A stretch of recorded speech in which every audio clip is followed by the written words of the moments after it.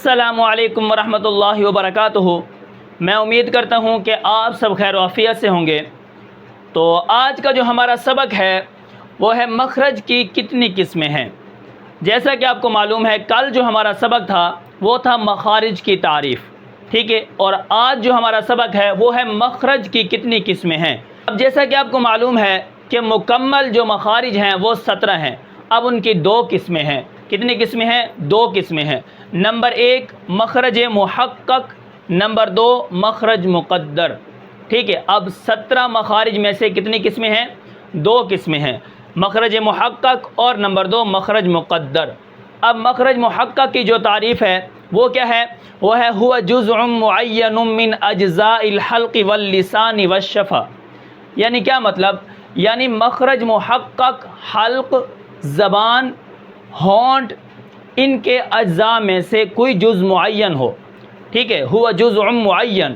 یعنی مخرج محقق کی جو تعریف ہے وہ یہ ہے کہ جیسے حلق ہے، لسان ہے، شفتین ہیں، ان میں کوئی جز معین ہو، یعنی جب یہ ادا ہوتے ہوں ان کا کوئی جز معین ہو۔ یہ کہاں سے ادا ہوتے ہیں، یہ کس طرح نکلتے ہیں؟ جیسے اقصائے حلق ہے، وسط حلق ہے، عین اور ہا، غین اور خا، اسی طرح ادنائے حلق ہے، تو اسی طرح اقصائے حلق سینے کی طرف حمزہ اور ہا نکلتے ہیں، جز معین ہے۔ عین اور ہا وسط حلق جز معین ہے۔ اسی طرح غین اور خا ادنائے حلق، اس سے کیا ہے؟ جز معین ہے۔ اسی طرح آپ لسان کو دیکھ رہے ہیں، یعنی جو زبان سے ادا ہوتے ہیں، زبان کی جڑ اوپر کی طرف اٹھاؤ، قاف، تھوڑا آگے کاف۔ اسی طرح وسط زبان اوپر کا مقابل اوپر کا تالو ہے، جیم، شین، یا، تو ان کے جز معین ہیں۔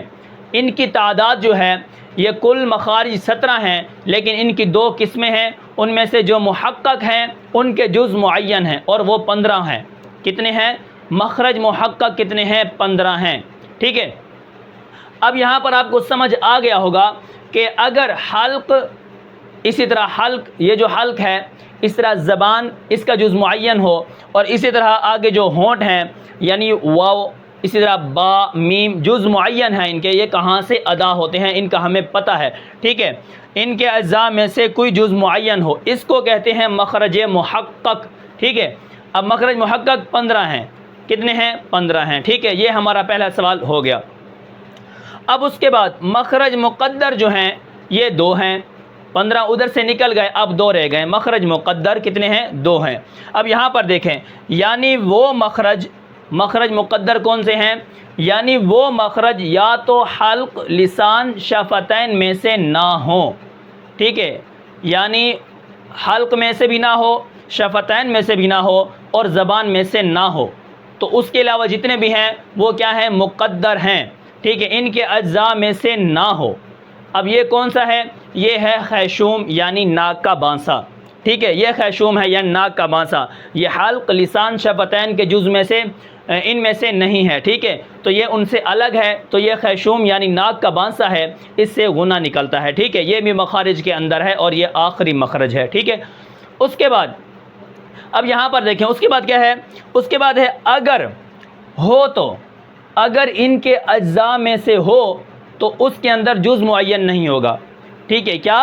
یہاں پر آپ دیکھیں مخرج مقدر ایک تو وہ ہوگا حلق، لسان، شفتین میں سے نہ ہو، وہ کون سا ہے؟ ناک کا بانسا ہے، اس سے غنہ نکلتا ہے۔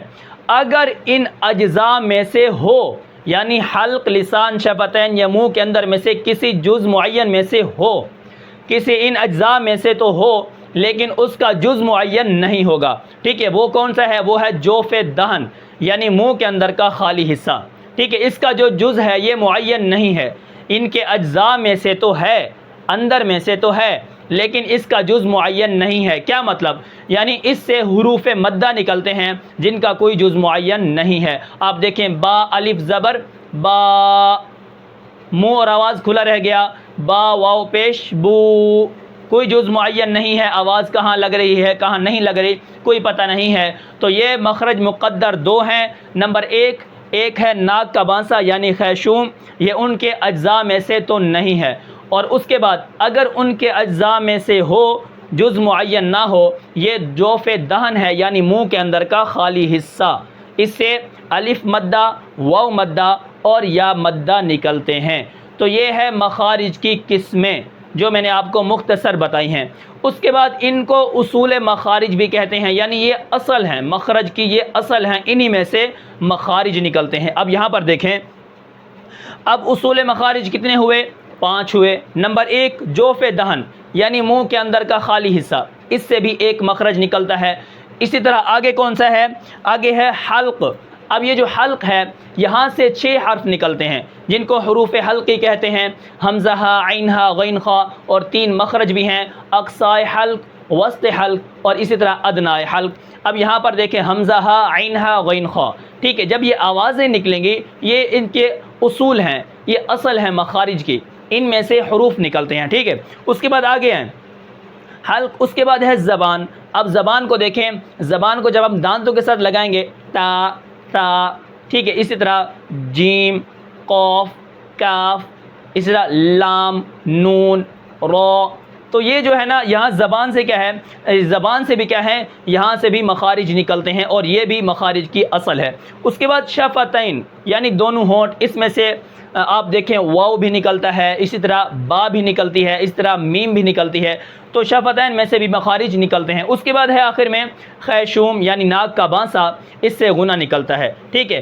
تو آگے ہم ان سب کا جو خلاصہ ہے، یعنی شفتین میں کتنے مخارج نکلتے ہیں، اسی طرح حلق میں کتنے مخارج نکلتے ہیں، زبان میں کتنے مخارج ہیں، وہ انشاءاللہ ہم آگے پڑھ لیں گے، ٹھیک ہے۔ تو یہاں پر صرف میں آپ کو یہ بتانے آیا ہوں کہ مخرج کی 2 قسمیں ہیں، محقق اور مقدر۔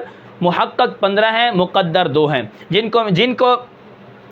جن کو اصول مخارج بھی کہتے ہیں۔ اب اصول مخارج 5 ہیں، جوف دہن، یعنی منہ کے اندر کا خالی حصہ، اس طرح حلق، لسان، شفتین اور خیشوم، ٹھیک ہے۔ تو یہ تھا آج کا ہمارا سبق، جس کے اندر میں نے آپ کو یہ بتایا ہے کہ مخارج کی کتنی قسمیں ہیں۔ میں امید کرتا ہوں کہ آپ کو یہ سبق سمجھ آیا ہوگا۔ پھر ملتے ہیں انشاءاللہ اگلے سبق میں، تب تک کے لیے مجھے اجازت دیجیے، اللہ حافظ۔